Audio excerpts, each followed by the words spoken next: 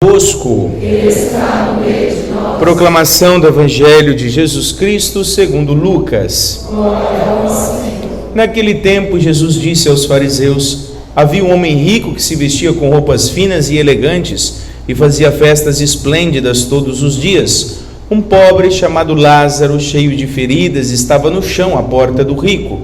Ele queria matar a fome com as sobras que caíam da mesa do rico. E além disso, vinham cachorros lamber suas feridas. Quando o pobre morreu, os anjos levaram-no para junto de Abraão. Morreu também o rico e foi enterrado. Na região dos mortos, no meio dos tormentos, o rico levantou os olhos e viu de longe Abraão, com Lázaro ao seu lado. Então gritou: Pai Abraão, tem piedade de mim. Manda Lázaro molhar a ponta do dedo para me refrescar a língua, porque sofro muito nestas chamas. Mas Abraão respondeu: Filho, lembra-te que tu recebeste teus bens durante a vida, Lázaro, por sua vez, os males. Agora, porém, ele encontra aqui consolo e tu és atormentado. E além disso, há um grande abismo entre nós. Por mais que alguém desejasse, não poderia passar daqui para junto de vós, e nem os daí poderiam atravessar até nós. O rico insistiu: Pai, eu te suplico, manda Lázaro à casa do meu pai, porque eu tenho 5 irmãos. Manda preveni-los para que eles também não venham, para que não venham também eles para este lugar de tormento. Mas Abraão respondeu: eles têm Moisés e os profetas, que os escutem. O rico insistiu: não, pai Abraão, mas se um dos mortos for até eles, certamente vão se converter. Mas Abraão lhe disse: se não escutam a Moisés nem aos profetas, eles não acreditarão, mesmo que alguém ressuscite dos mortos. Palavra da salvação. Glória a vós, Senhor. Podemos nos sentar? Amados irmãos e irmãs, estamos celebrando hoje o 26º domingo do tempo comum, e o tema dessa liturgia está intimamente ligado ao tema da liturgia de domingo passado. O Senhor nos ensinava a lidar com os bens materiais. Não sei se vocês se lembram, mas Jesus chegou a elogiar um administrador desonesto no Evangelho de domingo passado, justamente porque ele soube usar o dinheiro. O dinheiro, meus filhos, ele é apenas um instrumento. Ele não pode ter uma finalidade em si mesmo. Você precisa do dinheiro, dos bens, para alcançar uma outra realização, e não em si mesmo. Quando nós focamos simplesmente nos bens, o nosso risco é nos tornarmos escravos daquilo que desejamos. E aí, entregues ao nosso próprio egoísmo, a gente acaba se fragilizando e tornando vítima daquilo que a gente desejava. Este é o grande problema. É por isso que tem gente que tem tanta coisa e vive a sua ganância, a sua cobiça, e quer mais. O cristão não é assim. Ele sabe dar a legítima destinação àquilo que ele tem. É lógico que ter bens materiais é algo importante, é para o nosso sustento, mas nós não podemos deixar que isso se torne a coisa mais importante da nossa vida. Assim como nos ensina a liturgia, passando entre os bens que passam, nós somos chamados a abraçar aqueles bens que não passam, aqueles que nos fazem, vamos dizer assim, realizar os valores mais sublimes, os valores do reino de Deus. A liturgia de hoje, ela está muito ligada a essa realidade. Porque olha, um dos grandes problemas quando nós nos acomodamos com a nossa vida, ou quando a gente vive uma vida estável economicamente, é a tal da indiferença. Como assim, padre? É a indiferença. Eu começo a viver a minha vida, os meus planos, aquilo que é meu, e eu esqueço que existe uma realidade fora de mim. O Senhor que nos chama a viver a caridade, Ele não pede para a gente se enclausurar no nosso mundinho, vivendo só as nossas realidades. Não, nós somos irmãos, nós somos filhos do mesmo Pai. E por isso não podemos ser indiferentes à dor do outro e à realidade do outro. Nós não podemos deixar que o nosso estágio, ou aquilo que nós alcançamos, nos deixe insensíveis diante dos outros. Sabe que todo segundo domingo do mês a gente tem a nossa missa da partilha. E às vezes o padre fica lá atrás só olhando, né? Eu vejo o povo chegando, quando vê a caixa da partilha, fala: vixe, era o domingo da partilha. Aí olha para o padre com aquela cara de pau, dizendo assim: Padre do céu, esqueci. Aí eu olho com aquele horário de paisagem, assim, traz depois, né? Sabe o que me preocupa?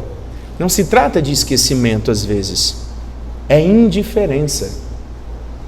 Quem nunca passou fome, talvez não sabe o que significa o atraso de uma cesta básica na casa de uma família que precisa. A dor do outro ainda não nos comove. A dor do outro ainda não nos toca. É por isso que às vezes a gente vive de maneira tão alheia à realidade do outro. Mas quando a gente precisa de Deus, somos os primeiros a pedir compaixão. Somos os primeiros a dizer para Deus aquilo que nós estamos sentindo, para que Ele compartilhe a nossa dor, para que Ele venha viver a nossa vida. Meus irmãos, não sejamos hipócritas. A liturgia de hoje nos deixa muito claro.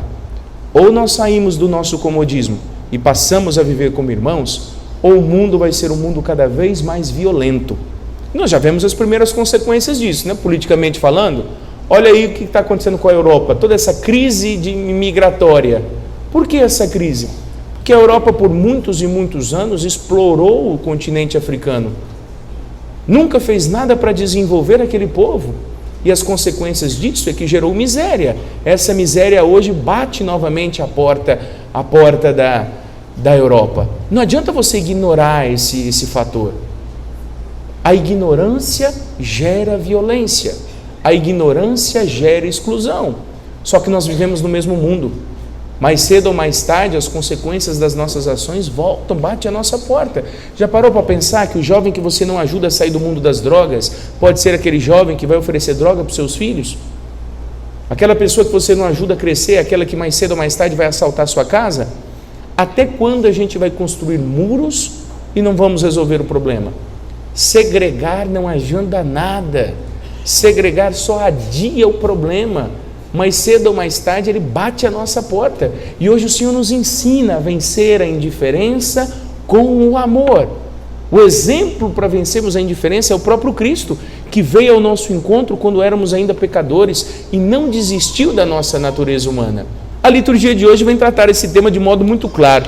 Já na primeira leitura do livro do profeta Amós, o mesmo profeta de domingo passado, é o profeta conhecido como sendo da justiça social.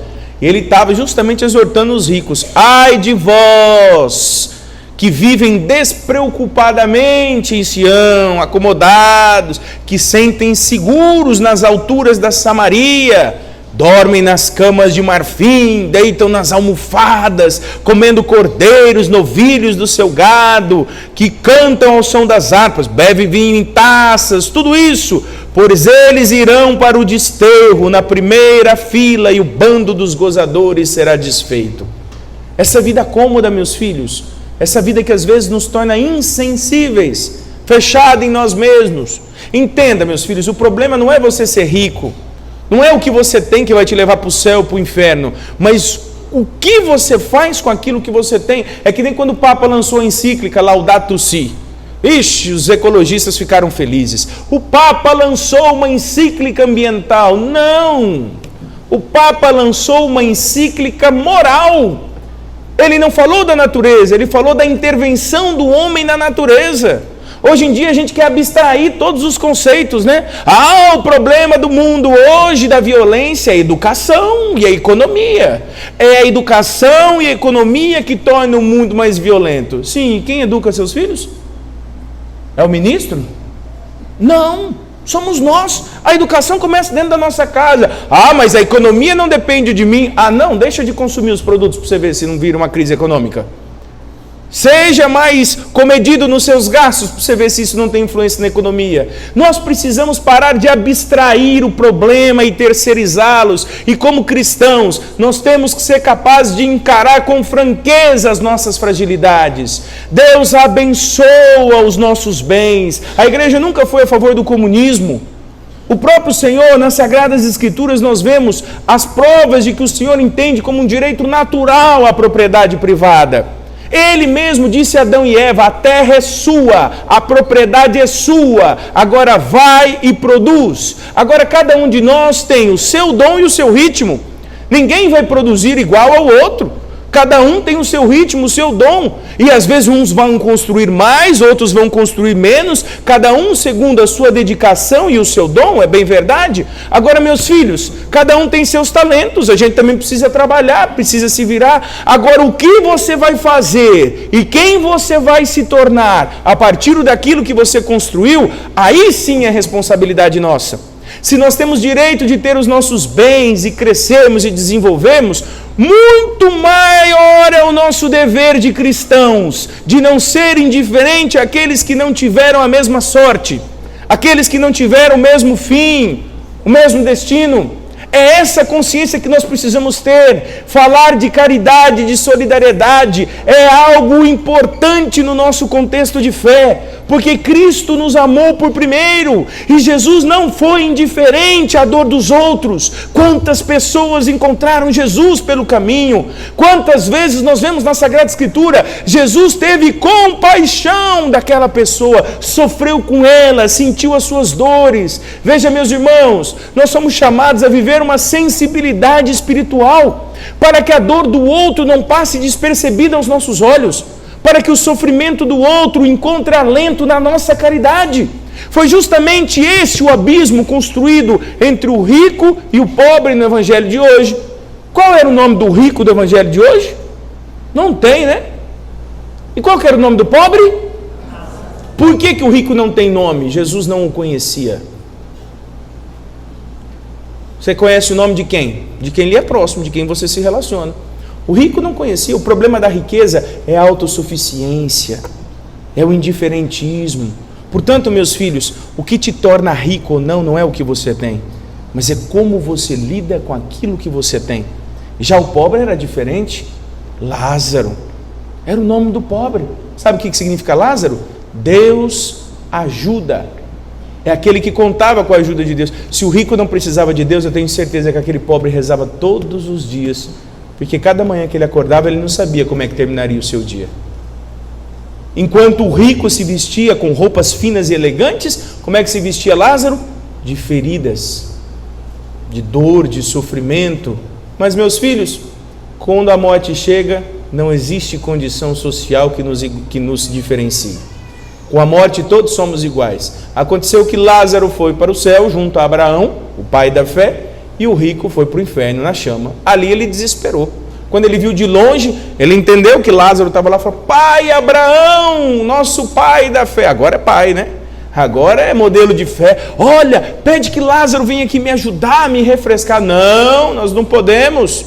Existe um abismo entre nós. Mesmo que nós queiramos, existe um abismo. Que abismo é esse, meus filhos? Esse abismo foi o abismo que o rico construiu ao longo da sua vida. Foi a indiferença que ele foi vivendo ao longo da vida. E como é que depois da morte isso se apaga? Não se apaga.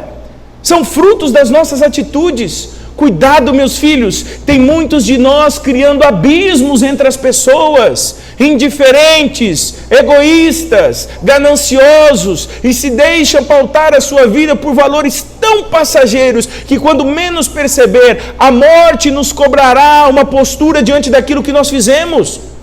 É isso que o Evangelho de hoje nos mostra. Cuidado! Esse autoprotecionismo que nós estamos criando, esses muros que nós criamos, não ajuda nada, só aumenta distâncias, só cria mais buraco ainda, mais distanciamento, mais egoísmo.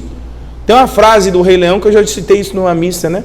A frase de Pumba: quando o mundo vira as costas para você, é porque você já virou as costas para o mundo. Quanto mais indiferença, quem semeia indiferença vai colher o quê? Indiferença. Não tem como ser diferente. Eu já contei a história do professor Adalmir, eu sempre repito. Tinha um professor chamado Adalmir. O nosso ensino médio, onde a gente estudava, a escola fazia várias campanhas e a gente ajudava uma creche na periferia. Ele visitava as famílias, um dia visitando as famílias, escureceu, estava ali num bairro na periferia, ele viu 2 suspeitos seguindo ele. Ele falou: vixe, estou perdido.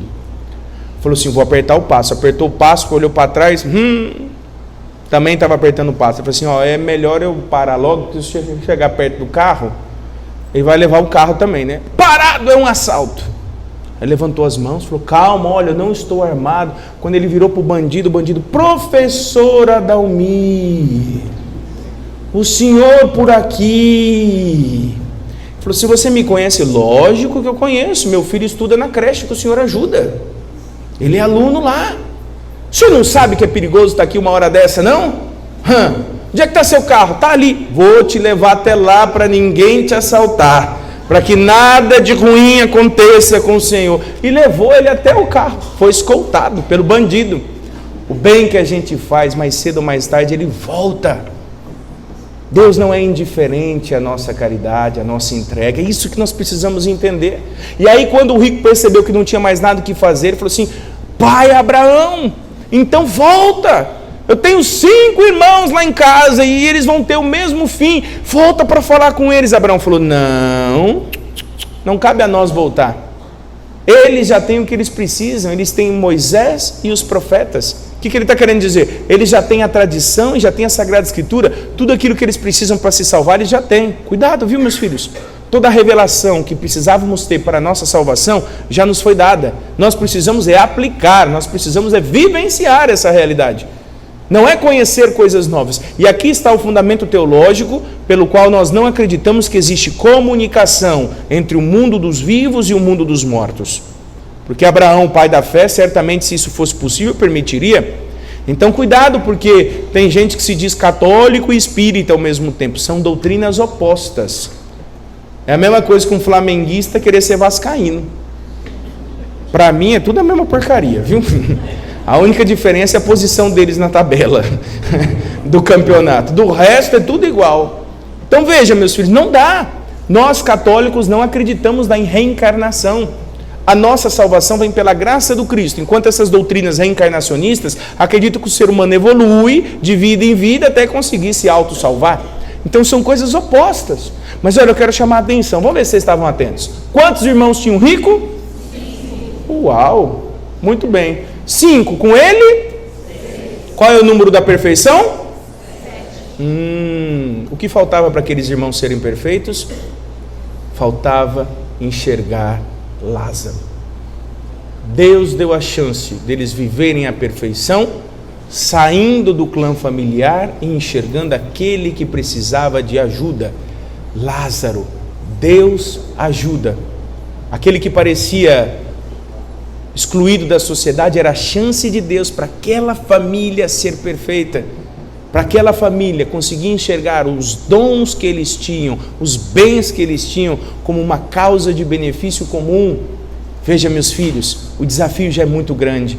Nós vivemos numa sociedade egoísta, consumista, com tantos ismos por aí. Nós podemos fazer a diferença, e faremos a diferença quando vencermos as barreiras, quando vencermos os obstáculos, os abismos que foram criados por aí. Esse abismo só será superado pela nossa capacidade de amar. A única coisa capaz de vencer barreiras é o amor. Se nós não pensarmos com a graça do Cristo, que venceu a cruz pelo amor, se entregando a cada um de nós, nós nunca chegaremos a lugar algum. Foi o conselho que nos deu São Paulo na segunda leitura. Tu que és um homem de Deus, se é uma mulher de Deus, foge das coisas perversas, procura a justiça, a piedade, a fé, o amor, a firmeza, a mansidão, combate o bom combate da fé, conquista a vida eterna pela qual foste chamado. Dizem que nos teólogos modernos que no dia do juízo nós vamos ter que responder uma única pergunta: o quanto você amou? Já parou para perceber? Eu sempre tive medo dos professores que falavam assim: a prova vai ser uma única pergunta. Lascou. Porque ele vai fazer, não é besta, ele vai fazer uma pergunta que vai envolver o conteúdo todo.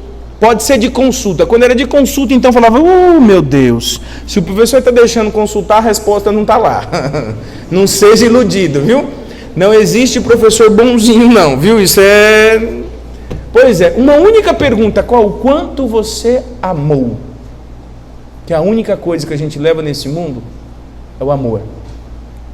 Nem a roupa que você vai ser sepultado você não escolhe, é alguém que te veste. A única coisa que levamos neste mundo é o amor de Deus que nos leva para a eternidade, o amor dos irmãos por aquilo que fomos capazes de agir na vida deles. Aí sim, perpetuamos a nossa existência na memória daqueles que fomos capazes de amar e fazer a diferença na vida deles. Filhos e filhas, o Senhor tem sido duro conosco, tem sido exigente, mas nós precisamos, como cristãos, a transformar a sociedade através do amor. Louvado seja Deus por aquilo que você construiu, pelos bens que você tem, pelo carro que você anda, pela casa que você mora. Louvado seja Deus, mas que isso seja instrumento da sua santificação. mais do que gerar distância, que isso te tire do seu comodismo e seja capaz de enxergar aqueles que vivem ao nosso redor, que podem ser ajudados, que podem também ser auxiliados por uma graça que nós conquistamos com tanto esforço. Que os nossos bens não nos santifiquem, não sejam causa de pecado, mas sejam oportunidade para amarmos e para diminuirmos as distâncias. Vamos fechar os nossos olhos diante disso que o Senhor nos propõe nessa liturgia. E você? Deus conhece o teu nome? Deus sabe quem é você? O quanto você tem me permitido que a graça de Deus te acompanhe na sua vida, na sua caminhada? Deus te trouxe aqui, meu filho e minha filha, para que você seja capaz de viver uma vida íntegra diante do Senhor. Deus quer participar da sua vida e da sua história. Eu não sei do que você tem se revestido, se é com roupas finas, como aquela do rico, ou se é das suas feridas, das suas fragilidades, como foi Lázaro. Seja qual for, viva com o Senhor. As nossas seguranças pessoais muitas vezes nos tornam cômodos, indiferentes, insensíveis. Nós cristãos não podemos viver alheios aos abismos criados nessa sociedade. Nós cristãos não podemos viver de modo indiferente diante do clamor do povo de Deus. Em nome de Jesus, o nosso Senhor, aquele que nos ensinou a chamarmos Deus de Pai, nós não podemos mais viver alheios às indiferenças e às injustiças nessa sociedade. Nós somos chamados a transformar as realidades pelo amor. Pelo amor. Isso começa dentro da nossa casa, isso começa na nossa relação com os nossos funcionários, com os nossos colaboradores, ou talvez no seu trabalho, com aqueles que são subordinados a você. Vamos viver a cultura do amor, a cultura daqueles que se conhecem, que vivem como irmãos, que não são alheios à dor do próximo, que são capazes de levar o conforto, a espiritualidade e, sobretudo, a esperança. Cristo morreu por nós, e desde que o sacrifício do Cristo se consumiu, a humanidade tem jeito. A humanidade tem jeito, o egoísmo pode ser superado, a indiferença pode se tornar sensível, tudo pode acontecer quando nós acreditamos em Deus. Toma posse desse dever que Deus coloca hoje na nossa vida e comecemos por nós, pelas nossas atitudes, pela nossa entrega. Comecemos por nós a sair do nosso comodismo, a não se acomodar. Enquanto tiver alguém passando fome, o cristão ainda está vivendo a injustiça. Enquanto vivemos alheios aos problemas sociais, Deus um dia vai nos cobrar o quanto nós amamos, o quanto nós fomos capazes de fazer algo pelo irmão. Por isso, Senhor, nessa noite nós te agradecemos, porque o Senhor nos conhece, porque o Senhor nos encontra na Eucaristia, porque o Senhor nos encontra nas nossas orações pessoais, e te pedimos, Senhor, que essas relações pessoais, que a nossa comunhão convosco nos renove a esperança e a força para fazermos a diferença na sociedade que nós habitamos. Nós queremos combater o bom combate, nós queremos cumprir com o nosso papel. Perdão pelas vezes que tivemos medo, nos faltou coragem de ir além, de amar, de se entregar. Nós te pedimos, Senhor, que o teu amor, aquele amor consumido na cruz, nessa Eucaristia, alcance cada um dos nossos corações, para que não nos habituemos com as injustiças e com as diferenças. Obrigado por aquilo que construímos, pelos dons. O Senhor abençoa a nossa prosperidade, mas que ela não nos torne, Senhor, egoístas, nem indiferentes a tantos irmãos que talvez não tiveram a mesma oportunidade que a gente e precisam da nossa mão estendida para ter uma vida digna, para ter a sua vida melhorada. Que nossa Mãe Maria Santíssima interceda junto a Deus por nós, aquela que é a serva por excelência. Que o Divino Espírito Santo nos ilumine, filhos e filhas, conscientes nas nossas decisões, sejamos capazes de amar e construímos a sociedade justa, aquela sociedade do amor, capaz de começar a grande transformação para que o Senhor venha e instaure definitivamente o seu reino entre nós.